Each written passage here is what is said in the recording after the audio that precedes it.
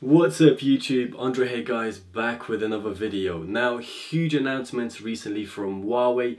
They have presented us with their flagship devices for 2018. There are three separate flagship devices from Huawei, that is P20 Pro, the P20 and the P20 Lite.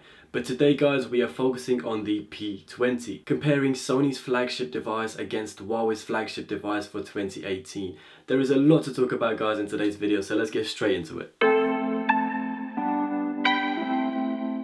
Let's start off with the design of these two handsets, because these are two very good looking devices. The similarities are that both have glass on the front and the back with a metal frame in between. However, the thing that jumps out straight away is that the P20 has slightly more screen real estate due to its little notch at the top. We are presented with a 5.8 inch display on the P20 and a 5.7 inch on the XZ2, so very small differences there. The notch on the P20 is very similar to the iPhone Xs, but significantly smaller. A lot of people were really hating on Apple's notch, so it'll be interesting to see what people actually think of this. What is pretty cool though is that you have the option of disabling the notch by adding a black bar at the top, making it seem like it's not even there. Now, on the front of the XZ2, you'll find the front-facing stereo speaker setup. Although the P20 also features a stereo setup, the layout is similar to that of the iPhone 8. Sound comes from the earpiece, which is housed in that little notch, and also from that bottom speaker. Moving on guys, you can see that the fingerprint scanner on the P20 is placed on the front of the phone on that bottom bezel. With phones moving fingerprint scanners to the back and some even removing them altogether, it's really nice to see on the front of a phone. I would certainly prefer this compared to the XZ2's fingerprint scanner, which is positioned on the back of the phone quite low down the body, making it a little bit difficult to reach. As for the actual dimensions of the phones, both are very similar. The P20 is 149.1mm tall, 70.8mm wide and 7.7mm thick,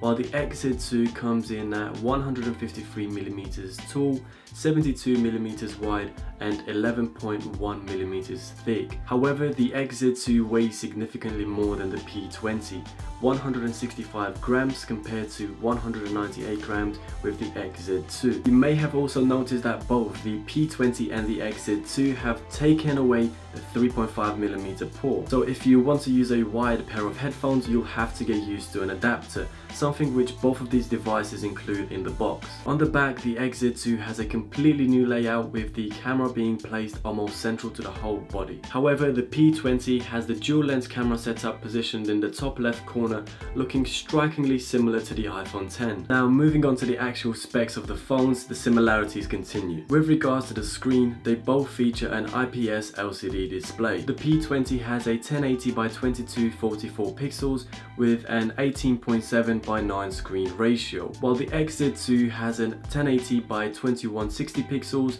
with a ratio of 18 by 9. So very similar in terms of the displays. The pixel density is also very similar, 428 ppi for the P20 and 424 ppi for the XZ2. In simple terms, this just means how many pixels per inch on the actual display. So overall, the displays are very similar. However, I think the XZ2 has a slight advantage because of its HDR capabilities. Essentially, this just means that it's able to play back and upconvert videos to high dynamic range, providing better contrast, colors and clarity. Now, in terms of the processing power, the P20 uses Kirin 970 while the XZ2 uses Snapdragon 845. The Kirin 970 may be fast, but this is Huawei's 2017 flagship processor, while the XZ2 uses this year's Snapdragon processor 845, which should provide 30% faster processing power and 30% faster graphics. So it does seem like the XZ2 is an overall more powerful handset. However, in terms of memory, the P20 comes with 128GB of internal storage and 4GB of RAM, while the XZ2 has less internal storage, coming in at 64GB and either 4 or 6GB of RAM depending on where you live. However, if memory is what you're after, then Sony does have the upper hand.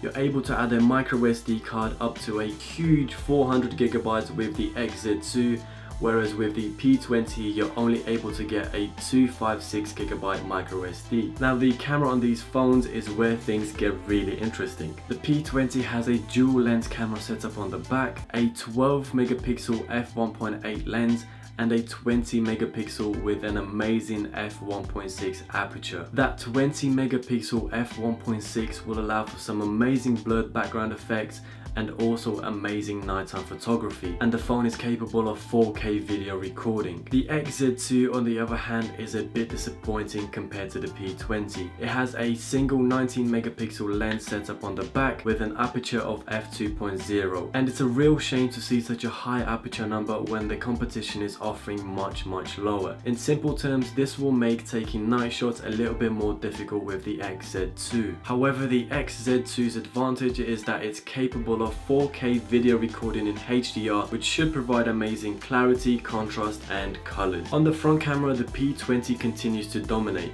It has a huge 24 megapixel f2.0 capable of recording 1080p, whereas the XZ2 has a 5 megapixel, quite embarrassed to say that, f2.2 camera also capable of 1080p. Now this is a really good one. Although Sony started the super slow motion trend last year, both of these devices, the P20 and the XZ2, can now record super slow motion in 960 frames per second. However, the P20 is only capable of doing this at 720p, whereas the XZ2 is capable of recording super slow motion in full HD 1080p. In the battery department, the P20 has the advantage, coming in with a 3400 mAh battery, whereas the XZ2 comes with a 3180 mAh. Now, other differences between the two devices is to do with the water resistance. It's a little disappointing to see only an IP53 rating with the P20.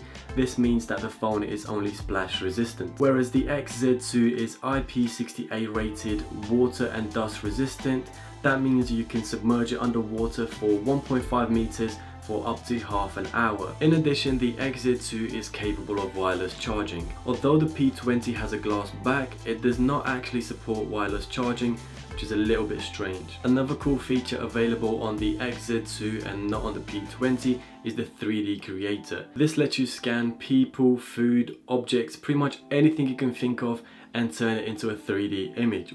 Amazing guys. Now there is a pro version of the P20, however in this video we only compare the XZ2 against the P20. I think the successor to the XZ Premium, the XZ2 Pro, which will be coming out later this year from Sony, will be the best contender to go up against something like the P20 Pro. Now let me know what you guys think of these two devices in the comments down below. Which one would you choose and why? And remember, if you enjoyed this video guys, hit that like button. If you really enjoyed this video, smash that subscribe button. I appreciate all your support. Thank you for watching guys and have a good day. Mic test, testing the mic. What is up YouTube? Andre here, back with another video.